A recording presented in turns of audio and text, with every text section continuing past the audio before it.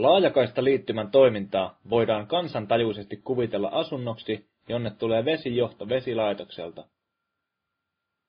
Veden virtaamisnopeus riippuu putkessa olevasta paineesta, mutta sillä on kuitenkin jokin maksiminopeus, jota ei voida ylittää.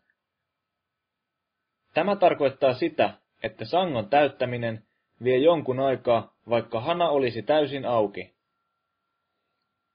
Ainut tapa nopeuttaa sangon täyttymistä on asentaa suurempi kokoinen putki vesilaitokselta asunnolle. Asunnolta menee tyypillisesti vesilaitokselle päin paluuputki, jota kutsutaan viemäriputkeksi. Siinä virtaa hieman vähemmän vettä kuin talolle tuli, koska vettä käytetään esimerkiksi puutarhan kasteluun, eikä kasteluvesi mene viemäriin. Laajakaistaliittymä on putki, jossa virtaa tietoja tietokoneeseen bitteinä.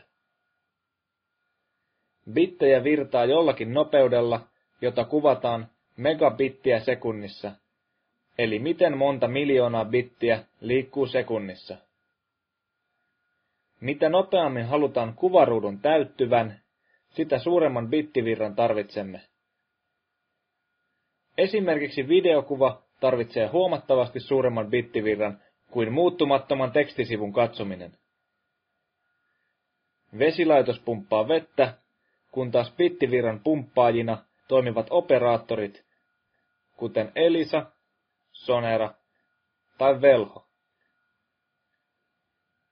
Verrataan bittivirran kulkutietä vesiputken materiaaliin. Bittivirran kulkutie voi olla kiinteä tai langaton. Bittivirran kulkutiellä, kuten vesiputken materiaalilla, ei ole tyypillisesti merkitystä asiakkaalle, kunhan se on luotettava ja toimiva. On sovittu, että laajakaistaliittymiksi kutsutaan liittymiä, joiden bittivirta on yli 256 kilobittiä sekunnissa. Eli sekunnissa liikkuu 256 000 bittiä. Kuten vesijohdoissa, kulkee bittivirtakin molempiin suuntiin, mutta ei yhtä suurena.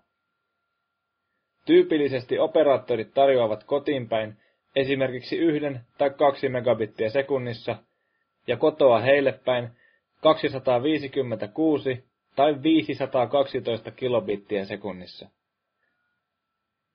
Viemäriputkeen verrattavaa paluukanavaa käytetään asiakkaan komentojen kertomiseksi internettiin. 1 mega kautta 256 kilobittiä sekunnissa liittymä tai sitä suurempi nopeuksinen yhteys riittää seniori PC-palvelun käyttämiseksi.